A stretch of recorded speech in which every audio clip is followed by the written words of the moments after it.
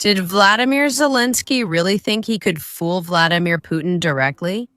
Yes, the plan was to deceive the Russian Federation with a truce that the country initially accepted. But Ukraine had very different ideas about this issue.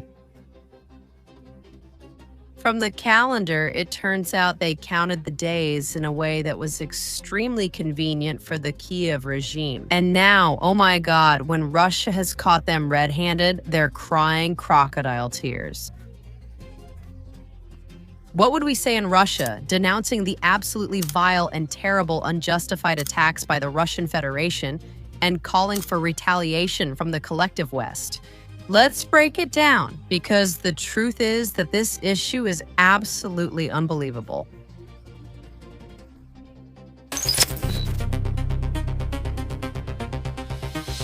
The images speak for themselves.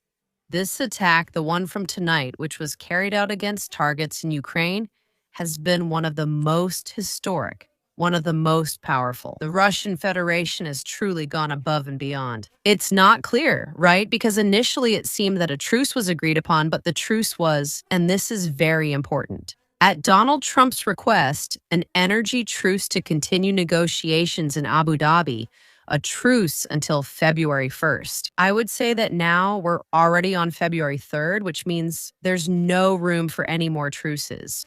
But from Ukraine, they've understood the matter in a completely different way and have tried to distort it.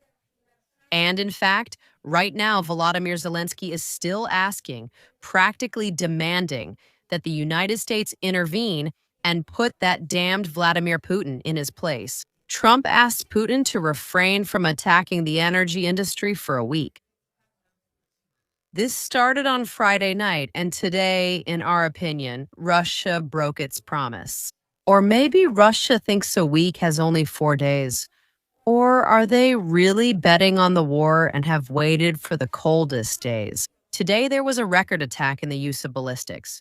A record attack in the use of ballistics? A hypersonic attack.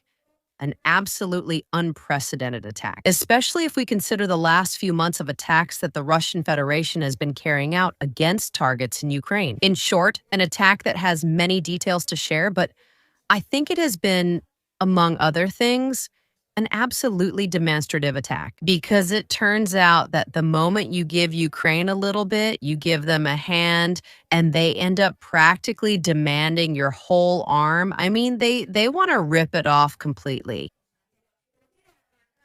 This is because initially Donald Trump actually asked the Russian Federation for a truce, but a truce only until February 1st for a very specific reason. Basically, because during the negotiations it was agreed upon, they were negotiating it. And on February 1st, the next rounds of these negotiations were supposed to take place. So Vladimir Zelensky actually asked the American side, who in turn asked the Russian side. Well, for there to be some kind of gesture of goodwill and for these attacks not to take place, because Ukraine was suffering a lot.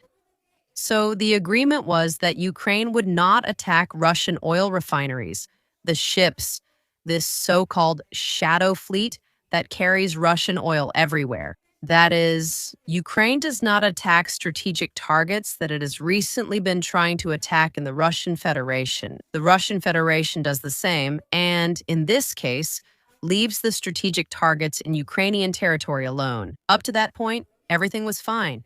And the Russian Federation kept its word. Until February 1st exactly, there have been no attacks against Ukraine's energy infrastructure. But, of course, until February 1st means until February 1st, but what happened on February 1st, in fact? As February 1st arrived, it left Russia with the feeling that Ukraine needed, at the very least, to be taught another lesson. Another, I would even say a lesson.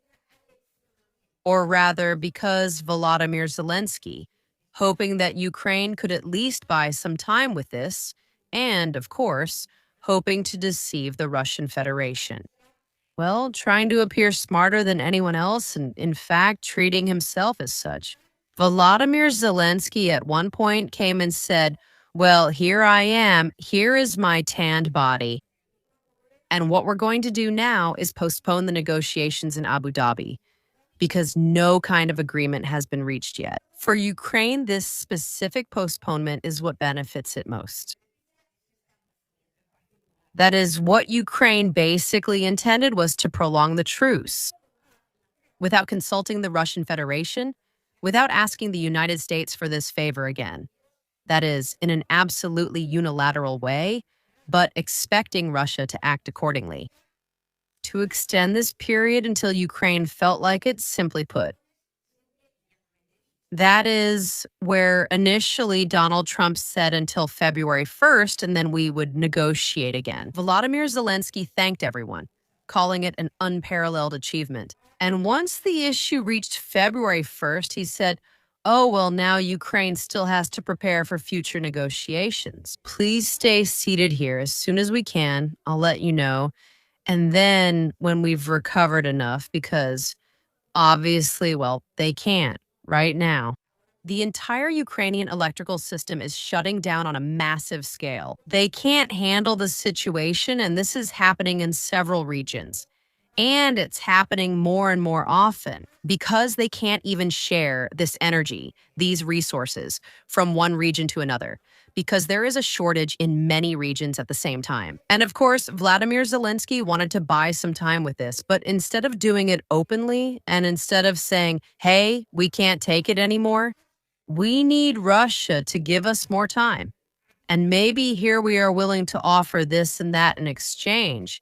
And this is part of the negotiations, which we are going to resume right away. But Vladimir Zelensky, as always, thinking he's clever and trying not to appear smarter than anyone else, he ended up getting himself into a huge mess and dragging others right behind him into that same mess. He screwed over the entire Ukrainian country because it turns out, well, that he tried to trick the Russian Federation with this document. No, well, not a document because it was a verbal agreement, but it's something that is understood and known in the United States. It's perfectly known and recognized what was negotiated and what was agreed upon, not between the Russian Federation, but between the delegations of Russia and the United States. Also, in the United States, let's be clear, we're not going to talk because we're here to analyze reality.